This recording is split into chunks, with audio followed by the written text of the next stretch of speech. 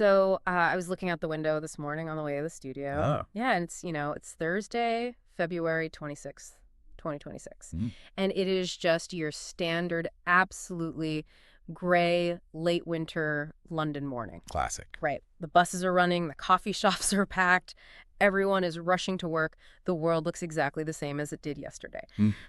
But if you happen to be one of those people who reads the fine print in the papers, Or the heavy PDF report. exactly, the massive PDFs dropping into our inboxes from places like the Resolution Foundation, if you read those, you know that today actually marks a really profound shift. It's quiet, it's totally invisible, but it is tectonic. It really is the kind of news that it doesn't break with a siren, right? It breaks with a sigh. Yeah. Because we are looking at this massive convergence of data. Yeah. We've got the Resolution Foundation, the ONS, the OBR, and they were all basically circling this exact same date. This year, 2026. And the headline for this year is just stark, even if it feels a little abstract to people right now. According to that January report, 2026 is projected to be the quote-unquote tipping point for the United Kingdom. The demographic tipping point. Right, meaning this is the year where the number of deaths in the UK permanently exceeds the number of births. And we really have to stress that word. Permanently. Right, because we've had dips before. Exactly. We aren't talking about a war. We aren't talking about a pandemic spike or some freak weather event that temporarily skews the mortality rates. Yeah. We're talking about the natural structural trajectory of the population here. For the first time in modern history, the native population of the UK has started to shrink. The tank is officially draining faster than we can refill it. Which, I mean, it sounds like the premise of a science fiction novel. Oh, totally. It's very Children of Men. You know, that whole territory where the playgrounds go silent and society just sort of ages out. But this isn't fiction. This is the new demographic reality that we are living in. It is happening right now. So for this deep dive, our mission today is to really unpack this, to understand how we got here, and honestly, more importantly, what it actually means for you, the person listening to this right now. Because it affects everyone. It does. We need to figure out why the UK has stopped having children.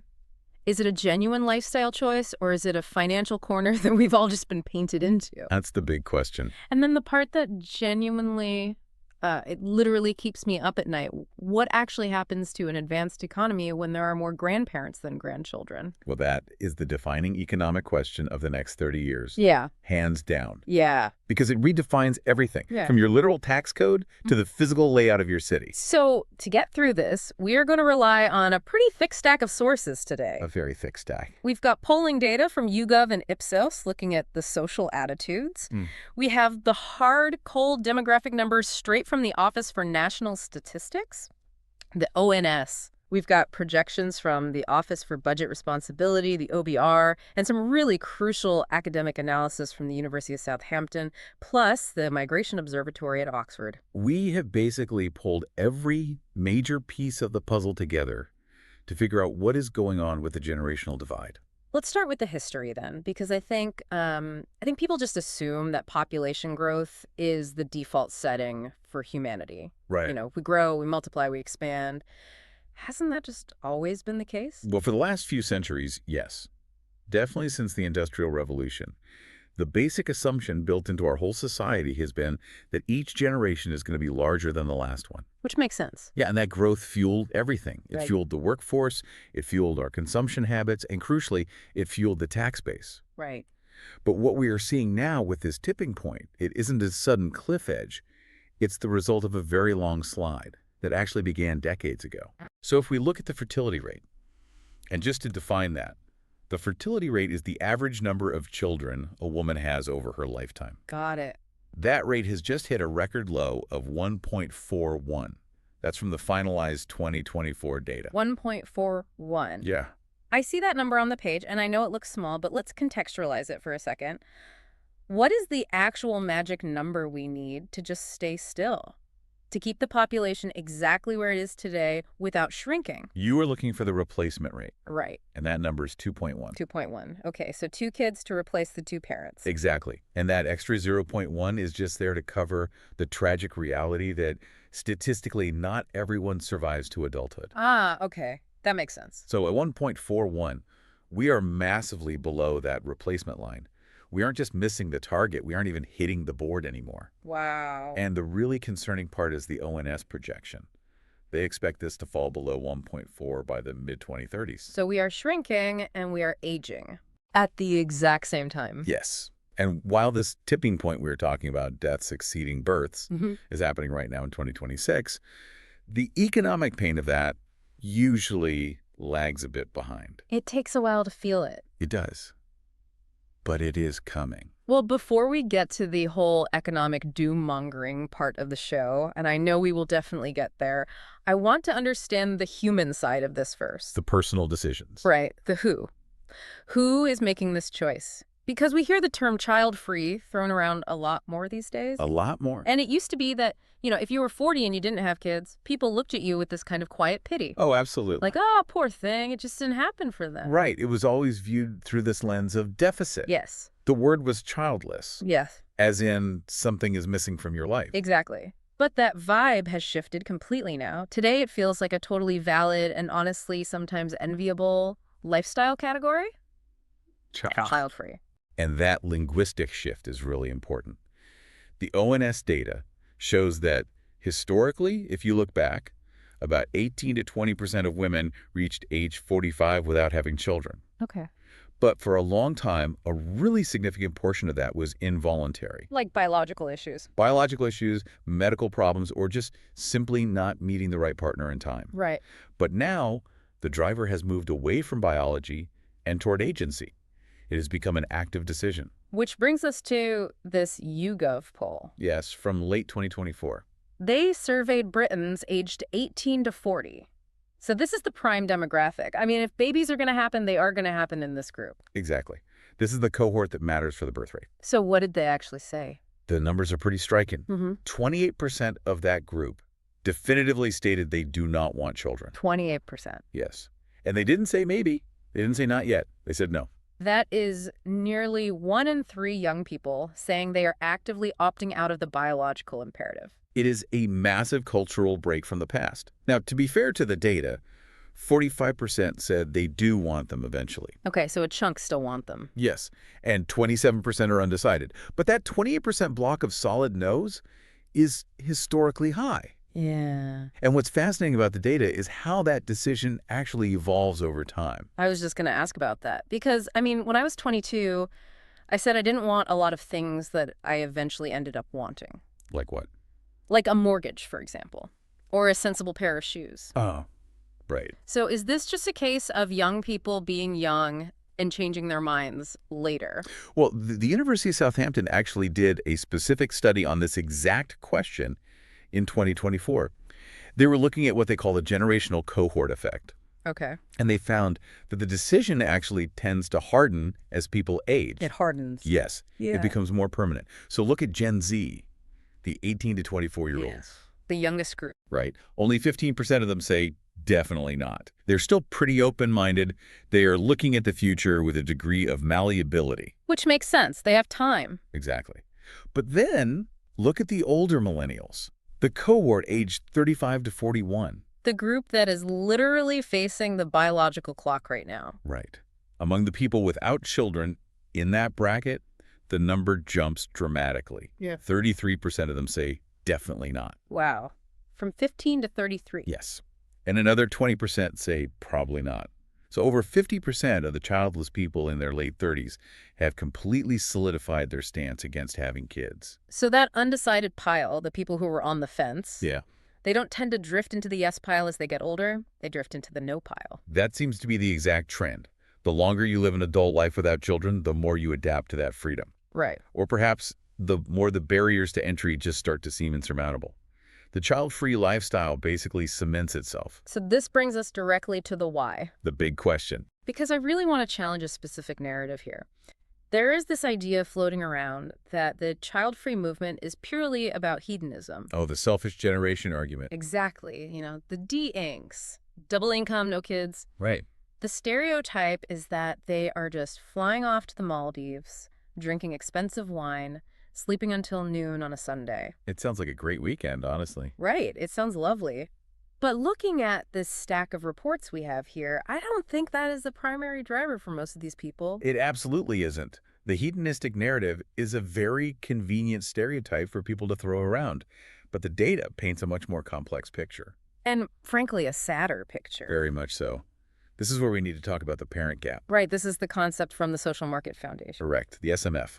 They measure the difference between the number of children people say they want to have and the number they actually end up having. Okay. And currently, in the UK, that gap is just a chasm. Over 90% of young British women report that they want children. Wait. 90%. 90%. So the desire is actually there. The biological urge or the social urge, whatever you want to call it, it hasn't disappeared at all. No, we haven't magically evolved into a new species that just hates babies. Right. The desire is overwhelmingly present, but as we established, the actual fertility rate is down at 1.4. So you have this massive group of people, millions of people, Millions. who actively want a family, but they just aren't having one. Exactly. And that suggests that for the vast majority of people, being child-free isn't actually a choice. Not in the same way that picking a holiday destination is a choice. Right. It is a choice made under extreme constraint. It really distinguishes between being child-free by choice and being childless by circumstance. Yes. And reading through these surveys, the biggest circumstance, the huge elephant in the room, is money. It is the heavy hitter. It's the number one reason. Let's look at the Ipsos survey from July 2025. Let's do it. They asked adults aged 18 to 50 who were either delaying having kids or deciding against them entirely to list their main reasons. And 44% of that total demographic are currently delaying or deciding against. That's a huge sample. I'm looking at the breakdown chart right here. 39% cited the direct cost of raising a child. Right. 36% cited the general cost of living, just surviving day to day. And 29% specifically cited the cost of UK childcare. It is basically a solid wall of financial anxiety. Yeah. But let me play devil's advocate with you for a second. Go for it. Because I hear this counter-argument from older generations all the time. I know exactly what you're going to say. They say, look, we were poor in the 70s. We had power cuts. We had the 3-day week. My parents raised 4 kids in a tiny 2-up, 2-down terrace house. Hand-me-down clothes, no holidays. Right. And they look at today and say, you young people have smartphones and Netflix subscriptions and you get Uber Eats delivered. Are you really too poor to have kids, or are your lifestyle standards just too high? It is a really common challenge, and it's one that economists have actually spent a lot of time dissecting. And what do they find? The answer lies in understanding the difference between absolute poverty and relative costs. Okay, break that down for me. Specifically, we need to look at opportunity costs and asset costs. Asset costs being things like housing. Exactly. Think about the 1970s. Yes, consumer goods were relatively expensive. Buying a color TV was a huge deal. Right. But the foundational assets of family life were cheap relative to wages. The big stuff. Yes. A house back then cost maybe 3 or 4 times the average annual salary. Yeah. Today, in many parts of the UK, especially the Southeast, a house is 10 or 12 times the average salary, sometimes more. So the basic entry ticket to stability, just having a secure roof over your head that a landlord can't kick you out of, is vastly more expensive now. So you can easily afford the iPhone, but you absolutely cannot afford the extra bedroom to put the baby in. Exactly. The math on the big things is broken down. And then there is the opportunity cost. What does that mean in this context? Well, in previous generations, the social norm often involved one parent, usually the mother, staying home to raise the children. Right. That labor was incredibly valuable, but it didn't have a market price tag attached to it. It was just absorbed by the household. Yeah. Today, because of those high asset costs we've talked about, most households absolutely require 2 incomes just to pay that massive mortgage or that high rent. You literally need 2 full-time salaries just to float. Yes. So if one person stops working to raise a child now, the household loses 50% of its revenue overnight. That is a staggering financial hit. It's ruinous for a lot of couples. And the alternative is you both keep working, but then you have to pay for someone else to watch the kid. Which brings us to childcare. And UK childcare costs are, well, they are legendary at this point. They are brutally high. They are consistently among the highest in the entire OECD. So when people say they can't afford kids, the cost isn't just buying nappies and baby food. Right. It's the cost of trying to secure housing, plus the cost of lost wages or the cost of paying thousands of pounds a month in nursery fees. So it is structurally more difficult to make the math work today than it was 50 years ago, even if we do have better televisions and cheaper flights. Exactly. The conclusion of the Social Market Foundation is really stark here. Wealth has fundamentally become the gatekeeper. The gatekeeper to having a family. Yes. Wealth is increasingly the main deciding factor in who gets to start a family. That is depressing. It means we are moving toward a model where parenthood is becoming a luxury good, something that is only comfortably accessible to the top income deciles. Wow. But there was one other factor in that YouGov data that really stood out to me, and it actually wasn't about money at all. The existential factor. Yeah. It was about the state of the world. Right. Because 16% of that 18 to 40 group specifically cited things like climate change or global political instability as their main reason for not having kids. This is a relatively new phenomenon showing up in the demographic data. Really? Yeah. Sociologists are calling it eco-anxiety or future anxiety. That makes sense. It adds this whole heavy existential layer to the economic one because it's not just asking, can I afford to feed this child today? Right. It's asking, is it ethically right to bring a child into a world that might literally be burning or flooding or at war in 2050? That feels like such a heavy psychological burden for a young person to carry. It is. Mm-hmm. And when you combine that existential dread with the sheer financial impossibility we just mapped out, it acts as a very, very potent contraceptive. I bet. It turns that maybe into a solid no very quickly.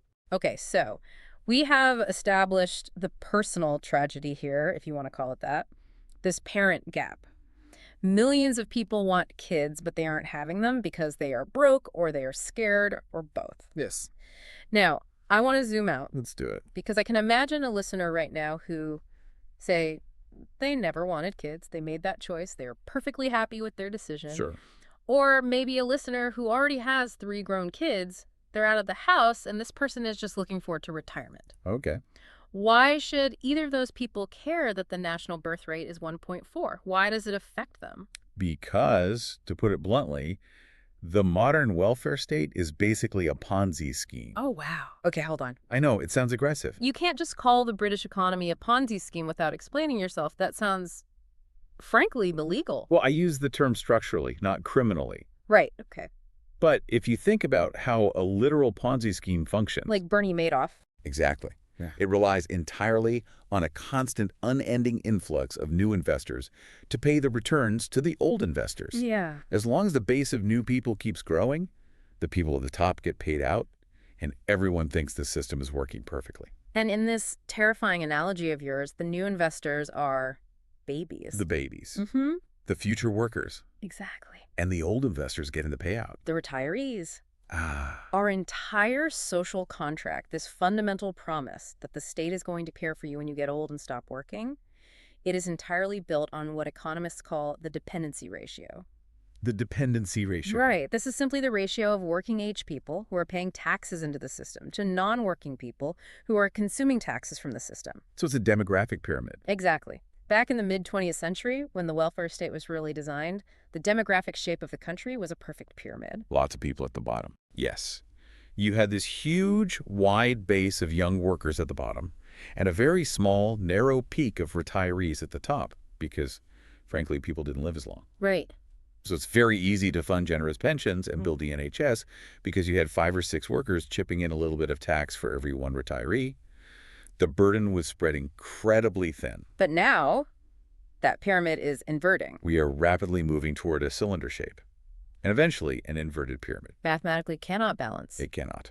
The Tipping Point report from the Resolution Foundation highlights this exact issue as the single biggest long-term risk to UK fiscal sustainability. The biggest risk. Yes. They argue it dwarfs the economic impact of Brexit.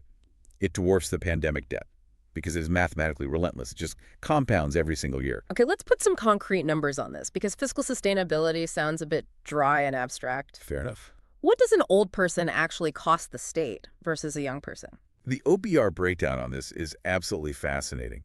Let's look at the life cycle of an average citizen in terms of how much the government spends on them. Okay. Let's start with a 15-year-old. The state spends about £19,100 a year on them. 19 grand. I know. Okay. I assume that is mostly education. Exactly. Education plus a bit of health care.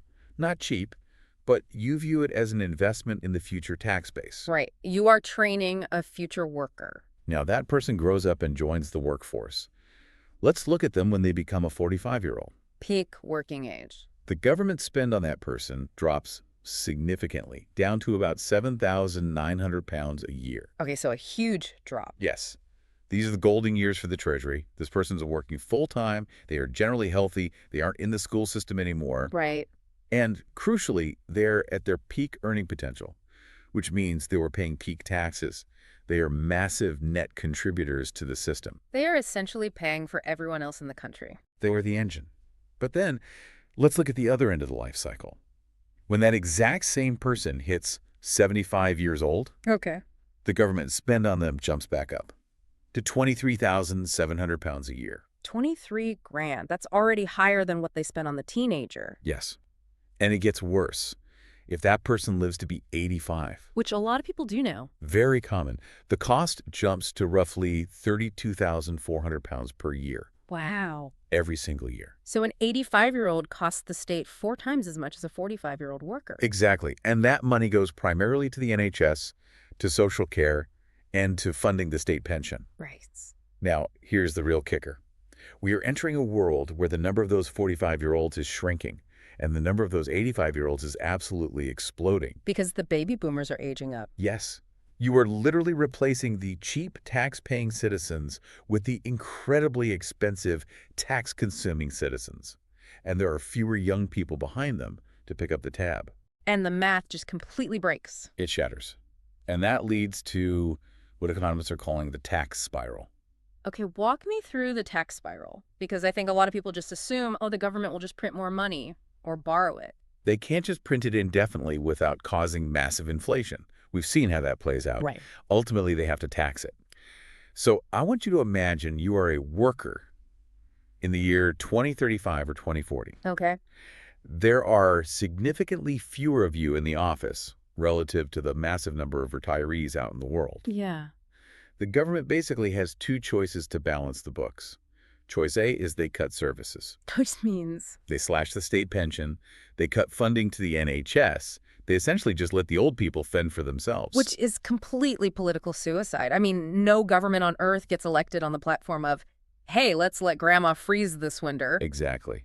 Especially because the elderly vote. And they vote in huge, reliable numbers. Right. So choice A is completely off the table politically. Which leaves choice B. Choice B, raise taxes on the working age population. So my income tax goes up, my national insurance goes up. Precisely. Mm. To keep the NHS running at its current level, and notice I said current level, not even improving it, just standing completely still, the OBR projects that the overall tax burden is going to have to rise significantly. So the workers just have to pay more. But here is where the spiral happens. If you dramatically raise taxes on young workers, you reduce their disposable income. Right. Which means they have even less money. Exactly. Which means it is even harder for them to afford to have children. Oh, wow. Yes, it's a vicious feedback loop. High taxes to pay for the elderly make it harder for the young to afford families, which leads to even fewer future workers born, which then necessitates even higher taxes on that smaller group a generation later. It creates a literal doom loop where the economy just slowly strangles itself. It really does. And we haven't even really touched on the healthcare system itself yet. I mean, we talk about the NHS being in a crisis right now. What we have now is nothing compared to the healthcare balloon that is coming. The healthcare balloon. Yeah. The OBR projects that health spending is going to rise from about 7.2% of our total GDP, which is what it was pre-pandemic, Okay. to nearly 14% by the late 2060s. 14%. That is a doubling of the budget. It is an enormous chunk of the total national wealth, doing absolutely nothing but maintaining the health of an aging population. And every pound spent on that is a pound not spent somewhere else. Exactly. It sucks resources away from building new infrastructure, from education, from technological innovation. It basically paints a picture of a really stagnant, creaking society. Yeah. A country that functions like a giant nursing home with this tiny, exhausted hotel staff just running around trying to keep the lights on. That is the dystopian view, yes. Wow. But it's backed by the numbers. So what do we do? If we look at the data, is there any way out of this? There's really only one lever left to pull right now to prevent that immediate economic contraction. if we aren't making new workers biologically, we have to import them. Migration. The absolute third rail of British politics. Right, and this is obviously where the public conversation usually gets extremely heated. Extremely. But for the sake of this deep dive, I want to try to just strip away the culture war aspect for a minute and just look at the raw spreadsheet. If you look purely at the spreadsheet, the answer is totally binary. How so? Well, the natural birth rate, as we said, is 1.41. Right. The replacement rate needed is 2.1. So we are shrinking naturally. Therefore, the only source of population growth, and more importantly, workforce growth in the UK right now, is net international migration. There's no other source. None. The Resolution Foundation report was pretty explicit about this. I remember reading that section. Yes. Both they and the Migration Observatory at Oxford have pointed out that virtually all workforce growth in the UK in recent years is completely due to migration. Without it, the workforce shrinks. If the workforce shrinks, the total GDP shrinks. And if the GDP shrinks, the national debt becomes completely unmanageable. So, ironically, the people who are statistically most likely to vote for strict limits on immigration, which tends to be the older demographic, Right. they are the exact same people whose state pensions and health care are most dependent on the tax revenue generated by those new immigrants. That is the great complex paradox of the 2020s. The economy is basically entirely dependent on migration right now to plug the massive gap in the dependency ratio. It's the Band-Aid. It is the immediate Band-Aid because you can't wait 20 years for a baby to be born, grow up, go to university, become a nurse. Right. If you need a nurse to staff the ward today, you have to import the nurse. But is that a permanent, sustainable solution? Can a country just keep importing people forever to prop up the pyramid? It has its own long-term challenges. Immigrants eventually get old and retire too. Right. They enter the top of the pyramid eventually. Exactly. Yeah. And in the short term, a rapidly growing population needs immediate housing, which puts massive pressure on local infrastructure and rent prices. Yeah. So it's not a magic wand without consequences. No. But right now, mathematically, it is the only thing keeping the Ponzi scheme from collapsing. Okay, so facing this tipping point, knowing all this math, what is the government actually doing about it? Well, this brings us to the policy response. Section 5 of our deep dive here. Right. And it's really interesting to compare the UK's approach to what other countries are doing, because some places are panicking. Like who? Look at Hungary or South Korea or even Russia. They have gone full pro-natalist. Pro-natalist, meaning pushing people to have babies. Yes, it's the do-it-for-the-motherland approach. Right. They're using very aggressive direct incentives, cash handouts for having a baby, medals of honor for having 5 kids, complete lifetime income tax exemptions for mothers of large families. Basically saying, please, we're begging you, here's a pile of money, just have a child. Exactly. Has it actually worked for them? Generally speaking, no. Really? Even with the money? South Korea has the absolute lowest fertility rate in the entire world right now, despite spending billions and billions of dollars on these direct incentives. Why doesn't it work? Because it turns out that getting a one-off check from the government doesn't actually compensate for a lifetime of incredibly expensive housing, brutal work hours, and long-term career sacrifice. It's a drop in the ocean compared to the actual costs? Precisely. So the UK is trying to take a different tack. What are we doing? The UK approach is much less about direct bribery and more about structural infrastructure. They categorize it as pro-family socioeconomic policy. So not pro-natalist. Right. The underlying philosophy here is we aren't going to tell you to have kids. That's a private choice. Okay. But if you do want them, we are going to try to remove the massive barriers standing in your way. This goes right back to closing that parent gap we talked about earlier. Exactly. If 90% of women say they want kids, the government's job is just to help them achieve that stated goal. And the biggest policy move on that front has definitely been the child care expansion. Oh, massive. We saw this roll out fully complete in late 2025. Right. Government-funded childcare hours now kick in from the moment a child is 9 months old. Which is a huge structural change. It is. Previously, parents faced what they called the Valley of Death. Valley of Death. Yeah. It was this brutal financial period between when maternity leave ended, usually around 9 to 12 months, and when the child finally turned 3 and the free government nursery hours kicked in. Oh, okay. During that 2-year gap, parents received almost no state help and had to pay full market rate for nursery, which, as we know, is thousands of pounds. And that is the exact window when so many women just ended up dropping out of the workforce entirely because their whole salary was just going straight to the nursery. Exactly. So the goal of this new policy is actually primarily economic. Keep mothers in the workforce. Stop the brain drain of highly skilled women leaving their careers. It makes sense. There is also a health angle to the government's response, isn't there? Yes, the women's health hubs. Right. How does that fit in? This is a really fascinating policy shift because it officially frames women's health care as a core economic productivity issue. Okay. They're actively addressing things like traumatic birth experiences. Which would deter someone from having a second child. Exactly. If your first experience in the maternity ward is deeply traumatic, or if there are massive mortality gaps, which unfortunately still exist for Black and Asian mothers in the UK, Right. you aren't going to go back for baby number 2. So fixing that is a demographic priority. Mm-hmm. But the hubs are also heavily focused on menopause support. Yeah, that is interesting. How does menopause connect back to the birth rate issue? It doesn't connect to the birth rate directly, but it connects directly to the dependency ratio. Ah, keeping the workers working. Exactly. If you have a woman in her early 50s, she has peak experience, peak industry skills, she's a manager, and she drops out of the workforce 5 or 10 years early purely because of unmanaged menopause symptoms. That is a massive loss to the economy. A huge loss. You lose a high-tax contributor and move her to the non-working column way too early. So the goal is to keep people healthy and productive in the labor market for as long as biologically possible. And I feel like I'm constantly the bearer of bad news today. Do economists actually think any of this will turn the tide?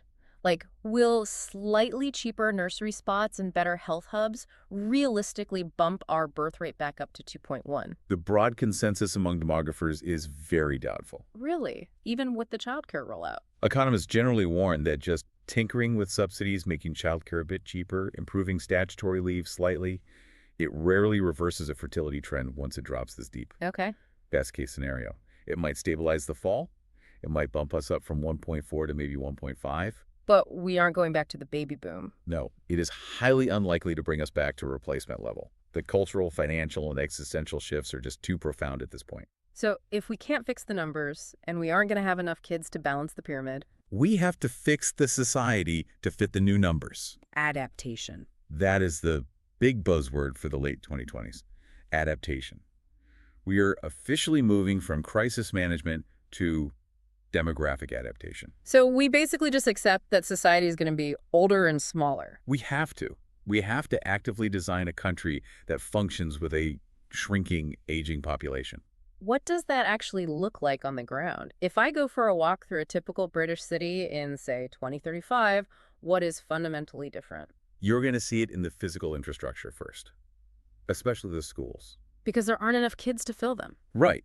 Local councils, particularly in high-cost urban areas like London, where young families have been completely priced out, are already merging or outright closing primary schools. Just shutting them down. There simply aren't enough pupils enrolling to justify keeping the heating on and paying a full staff. Wow. So you will increasingly see those old Victorian school buildings being converted maybe into care homes or community centers for the elderly or just luxury flats. The actual architecture of childhood being replaced by the architecture of old age. It is a very visible shift. And you're also going to see massive changes in the workplace. You mean the pension age? The pension age is rising. It's firmly scheduled to hit 67 by the end of this decade. Right. And 68 is already on the horizon. The entire concept of retiring at 60 or 65 is going to become a historical anomaly, something you read about in textbooks. So we basically just work until we drop. Well, we work differently.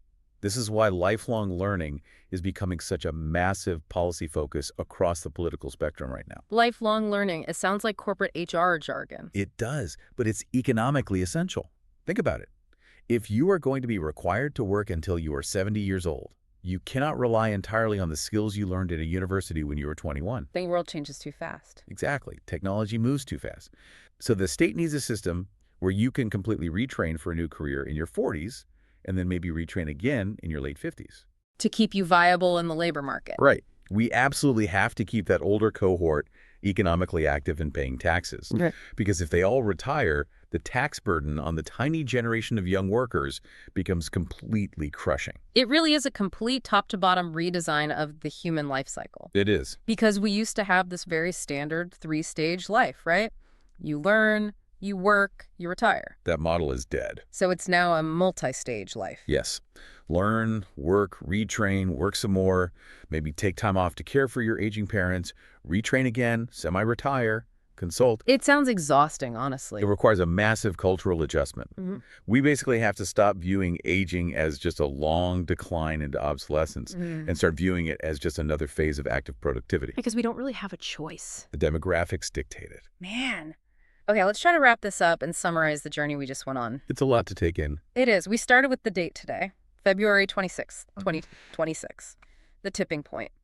The moment deaths officially outpace births. We looked at the personal choice, the 28% of young people who are firmly saying no to parenthood. And the millions who are caught in that brutal parent gap, who desperately want a family, but are looking at their bank accounts and saying, I just can't. And then we saw how all those millions of individual private choices aggregate into this massive macroeconomic headache. The inverted pyramid, the collapsing dependency ratio. The absolute heavy reliance on international migration as literally the only fuel left in the economic tank. And finally, the adaptation phase. Yeah. The closing of the primary schools, the rising pension age, the desperate attempt by the government to just keep the whole system solvent. It is so much to process. It feels, I don't know, it feels so inevitable. The demographic trend itself is inevitable at this point. Yeah. How we choose to handle it, though, that is still our choice as a society. Well, before we go, I want to leave you, the listener, with a final thought, because there is something that has been nagging at me throughout this entire deep dive. What is it? We spent a lot of time talking about the parent gap. The very real fact that wealth is now the primary filter for who gets to have a family in the UK. Yes. And we also talked about this inevitable shift in political power heavily toward the elderly, simply because there are so many more of them, and they vote. Yeah, I think I know where you're going with this.